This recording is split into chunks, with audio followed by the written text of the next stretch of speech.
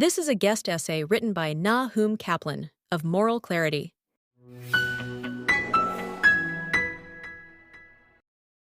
If you want to see the extent which the social sciences have morphed from academic disciplines into political tribalism, look no further than the International Association of Genocide Scholars passing a motion that Israel is committing genocide in Gaza.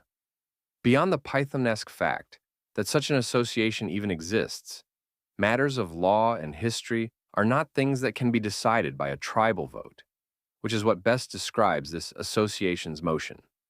Let us be clear. There is no genocide in Gaza, and not a shred of credible evidence of one.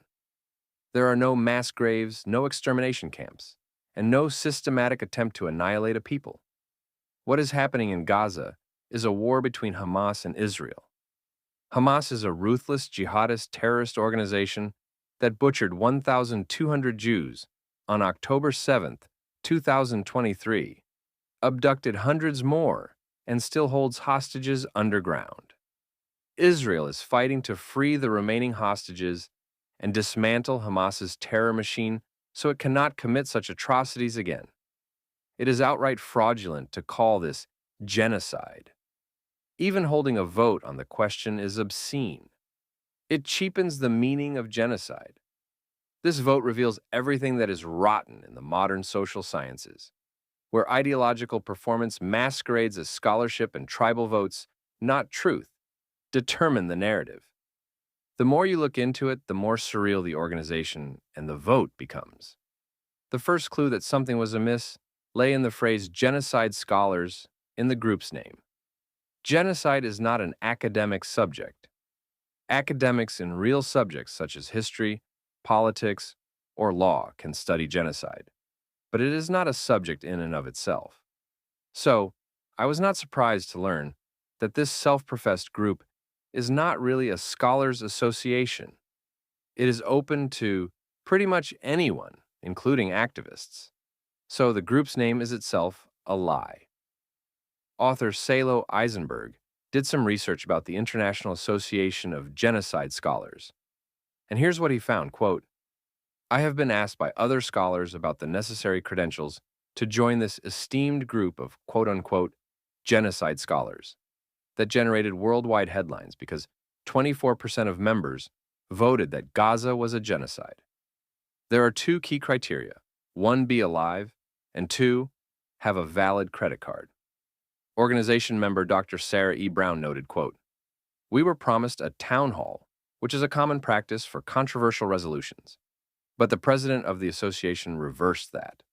The association has also refused to disclose who were the authors of the resolution. Another lie was that most members voted that Israel was committing genocide. Conveniently missing from the group's announcement was that only 129 of the association's 500 members voted. Not even a majority of members voted, let alone supported the motion.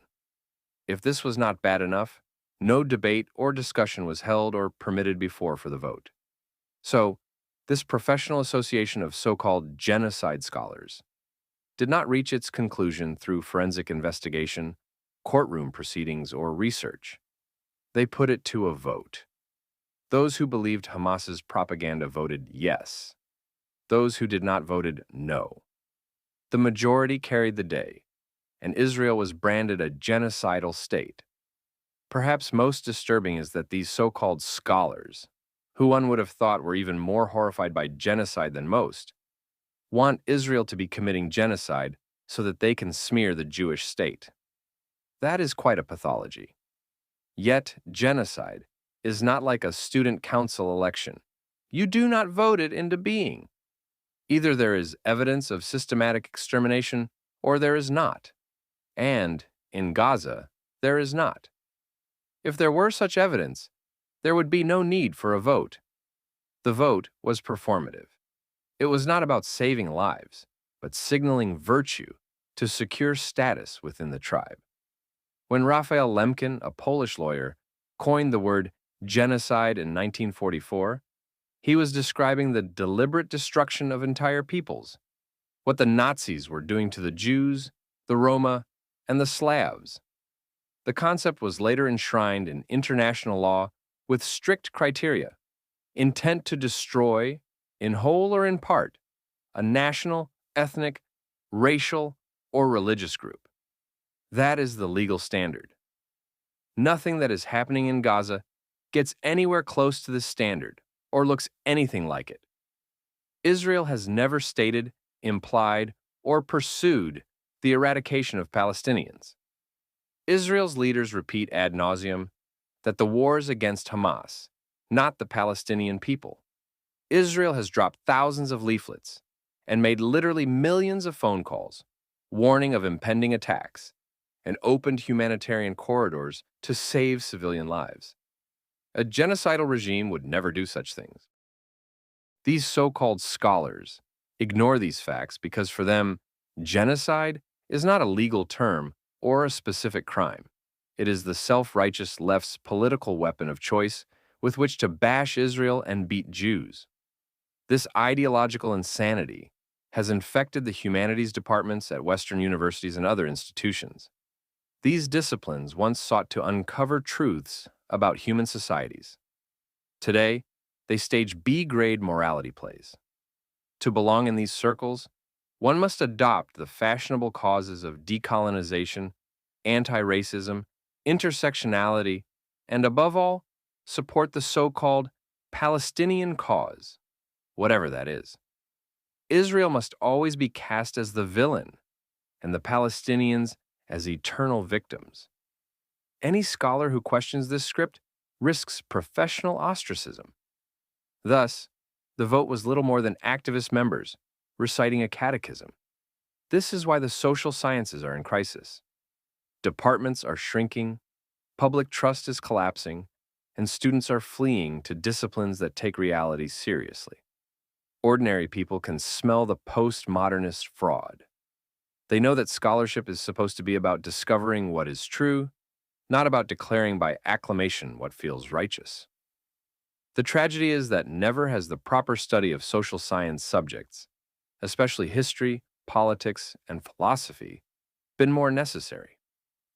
People believe the Palestinian version of events, which are lies from top to tail, because their historical and political knowledge is so poor. They cannot discern facts from propaganda, because they cannot think critically, or because they have preconceived biases against Jews, or both. If they were properly schooled in the humanities, they would know that the crime of genocide is not just another tool in the activists' dictionary, but the crime of crimes. Think of the Ottoman Turks marching the Armenians into the Syrian desert, or the Holocaust, where Jewish children were gassed, burned, and shot by the millions. Think of the Hutus slaughtering some 800,000 Tutsis with machetes in Rwanda. As a young journalist, I interviewed a Tutsi survivor of this genocide, and it remains one of the most affecting interviews I have done. To suggest Israel's military campaign against Hamas is anything like, this is so insane and detached from reality that the only way someone could believe it is if they chose to do so to suit their political ideology. This is morally depraved because it reduces the weighty term genocide to mean anything they do not like, akin to these everyday inconveniences dressed up in apocalyptic language. My latte came out lukewarm instead of hot? Genocide. The internet cut out during my Zoom meeting? Genocide. Netflix removed my favorite show? Genocide. The waiter forgot the extra guacamole I ordered? Genocide. My phone battery died at 12%? Genocide. Starbucks spelled my name wrong. Again? Genocide. Apple released a new iPhone that looks like the old one? Genocide. Someone took my parking spot? Genocide. Worst of all, accusing Israel of genocide is a tactic to deny the reality of October 7th. If Israel is guilty of genocide, then Hamas is innocent by definition. If Israel is the perpetrator, then Hamas cannot be. So, these scholars' vote is really about rewriting the story of October 7th and laundering Hamas's atrocities into resistance. Civilization rests on the principle that law and history are grounded in evidence. Trials require proof, historians require sources, and jurists weigh facts. That is how societies distinguish truth and facts from lies and propaganda. The alternative is ideological tribalism, where those who shout the loudest and have the most muscle behind them decide what is true. When accusations of genocide are put to a vote, it is not Israel on trial, as much as it is the concept of truth and the idea that there are facts that exist independent of ideology. When that idea dies, so does scholarship, justice, and civilization. Imagine if we voted on the following: gravity. Should we decide by majority whether objects fall up or down? 2 plus 2, is it 4 or whatever number people feel it should be?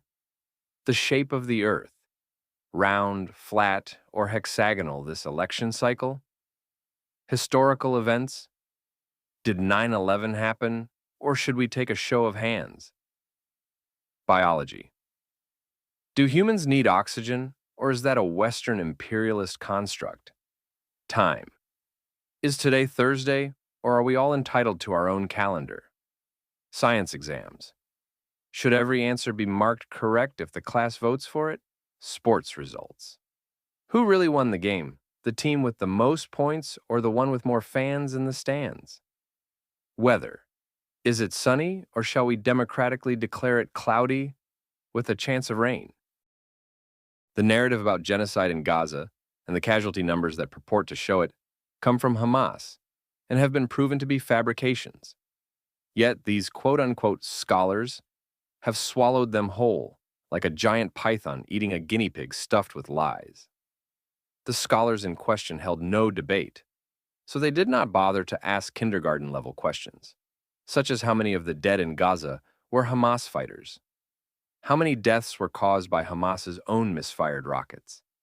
How many were the tragic but inevitable result of urban warfare against an enemy that deliberately hides among civilians?